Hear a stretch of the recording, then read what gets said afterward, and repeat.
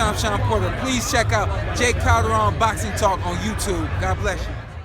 What's up, y'all? It's your boy, Jay Calderon, Stand Clear Entertainment, and we're about to get into this week's boxing talk. This Saturday, November the 4th, at the Barclays Center in Brooklyn, New York. Yours truly, Jay Calderon, will be in the building for the WBC Heavyweight Championship of the World between Deontay Wilder versus Bermane Stiverne. This will be the rematch of their first fight that took place 2 years ago when Wilder captured the heavyweight title, and now he looks to step back into the ring against his mandatory challenger, the only man that he has never knocked out in his professional career, and it looks to be unfinished business for Deontay Wilder. A lot of people question, why is Bermane Stiverne the mandatory challenger when he has not done anything since that loss to Wilder in those 2 years? He's fought very weak opposition, and he hasn't been able to establish himself as a real contender in the heavyweight division to earn this title shot. But the WBC, nevertheless, has given him the opportunity to seek revenge and try to capture his heavyweight title once again that he lost against Wilder. Now, a lot of people don't give Stiverne any chance at all in this fight because Deontay Wilder showed in that fight perhaps the best performance of his career when he actually boxed in that fight, looking very good in that fight with his jab and controlling the fight from the distance, using his height and his reach and landing those big bombs on Stiverne, the guy that has a very good chin, couldn't get on the inside to really do any damage to Deontay Wilder. Wilder is expected to do the same thing he did the first time around. He would like to improve in his performance by getting the knockout victory. That will be very satisfying and a very big plus for him because Stiverne, like I said, he's a durable fighter, a guy that has a great chin, and he's in there for the long haul. You know, is he in better shape than he was 2 years ago? We don't know. We know that he hasn't prepared himself well by fighting the competition that he has fought to really be prepared for a guy like Deontay Wilder. Has Wilder improved since then? I believe that he's improved a little bit, but we haven't seen the same boxing skills that he possessed in that fight because he's been able to knock out all his opponents except for Bermane Stiverne. You know, B-Ware has a puncher's chance in this fight. I've always liked him as a fighter, but he's been a very big disappointment in his career because he's been inactive so much. He's had promotional problems with Don King, and now, you know, he hasn't fought the right type of fights to be able to really show the boxing world if he's really a strong contender to try to recapture that heavyweight title.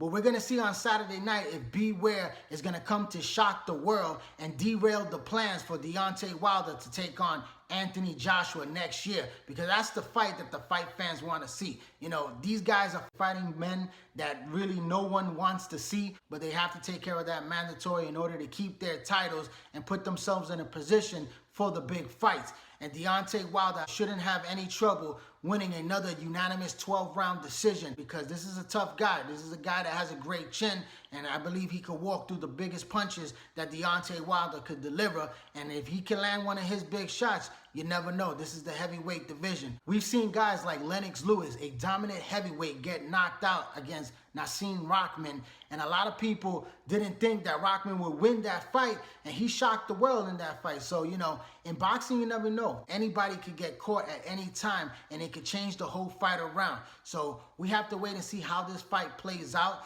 and what's in store for Deontay Wilder after this fight. You know, Haymon has a lot of guys out there for him. Dominic Brazil, I believe, is going to be fighting on the undercard. He's another guy that's a tough, durable, big heavyweight that, you know, he's proven himself against some very good challengers. And, you know, he's come up short against Anthony Joshua, but I believe that he's in store for perhaps a shot against Deontay Wilder in early 2018. I wouldn't be surprised if that fight takes place before Anthony Joshua fight takes place. We know that Anthony Joshua fought over the weekend in front of 78,000 fans. This was a huge event, a major event for Anthony Joshua. He is selling like a rock star in the UK, and he took on his mandatory challenger in Carlos Takam.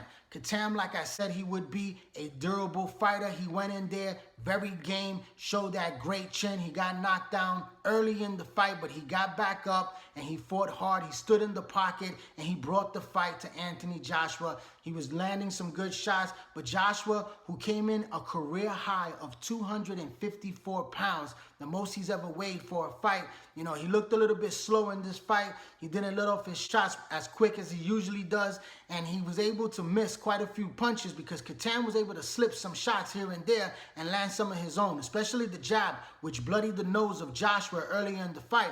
But Joshua took his time. He was in total control of the fight, dominating all the way through to the 10th round. I believe this fight should have went the 12th round distance. Even though Takam was getting tagged, he got staggered a little bit. In that 10th round, the referee stopped the fight. I think it was a little bit premature. Even though Takam was losing the fight and he was getting hit, he was still slipping some of those punches and also throwing when the stoppage happened. So, you know, you should have gave Takam the benefit of the doubt to at least try to make it to the 12th round or go out on a shield. That didn't happen for him. You know, nevertheless, Anthony Joshua got his 20th victory with his 20th knockout. And my hat's off to this young man. He's a talented heavyweight. He's an exciting heavyweight. We haven't seen heavyweight excitement like this since the Mike Tyson era. This guy is a physique monster in there. I believe he should lose at least 10 pounds, bring himself down to about 244. I think that's his best weight for such a big man, that he has that hand speed and that explosive punching power that he could really cause damage. He has to be in impeccable shape to go up against a guy like Deontay Wilder. He wants to be light. He wants to have that quickness to be able to land those shots and hurt Deontay Wilder, because Wilder, his chin is kind of suspect. He's been rocked before. He's been hurt. He hasn't been dropped. And that's what we're waiting to see, if Deontay Wilder can get dropped. I know a lot of American fans root for him because he's from America. You know, I go for who I like, and I like Anthony Joshua. Joshua, even though he's from the UK, I have a lot of respect for him. I also have a lot of respect for Deontay Wilder. I like him as well, but he's a little bit clumsy when he fights in there. You know, his footwork doesn't look that good. Sometimes he uses the jab very well. Sometimes he throws his punches real wide, like a windmill, and he's a little sloppy at times. So that's why I really don't like the style of Deontay Wilder. I like more of an Anthony Joshua. He's very composed, uses that jab, sets up his punches very good. Big, hard puncher, great left hook, good right hand, excellent uppercut. When he unleashes that uppercut, it's a little reminiscent of Mike Tyson when he used to blast guys out with those uppercuts. But this is the fight that's on a collision course in 2018. Eddie Hearn said that that fight is definitely going to happen as long as these guys continue to win. And they're going to win against guys like they're fighting right now. You know, these guys are made to make them look great. But we need two great fighters to come together and give the boxing fans what they really want to see. Is the fight going to happen in the United States? Possibly in Las Vegas. The money that's going to be able to supplement them leaving the UK, because in the UK, man, you're selling 90,000, 78,000 fans, you know, in stadiums. This is huge. You know, we're not doing that here in the United States. So I don't blame Anthony Joshua being the A side and making so much money over there in the UK. I'm sure Deontay Wilder would definitely go over there the way he was going to go over there to fight Alexander Povetkin in Russia. And also he was willing to go to fight Tyson Fury in the UK, because this fight in England is going to produce a lot of money for both men. And it's a big heavyweight fight.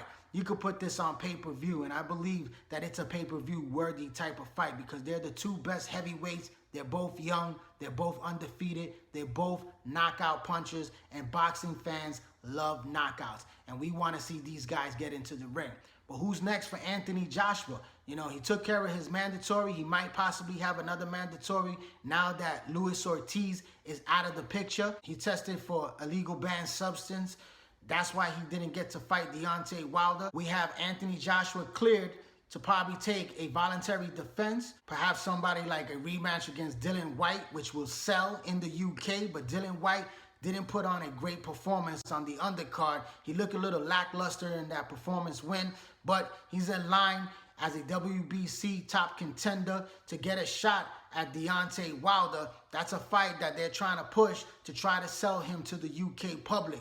It's a fight that's very easy, and I believe Deontay Wilder would knock out Dillian Whyte just the way Anthony Joshua did. So, you know, a lot of people feel that that's a meaningless fight, but if he puts himself in the right position with the WBC, he could get that shot before Anthony Joshua does. You got guys out there like David Haye that's trying to put himself in a position by getting a rematch with Tony Bellew. If he could get past Tony Bellew this time around, then we could possibly have a big showdown in the UK, a big money fight between David Haye and a guy like Anthony Joshua.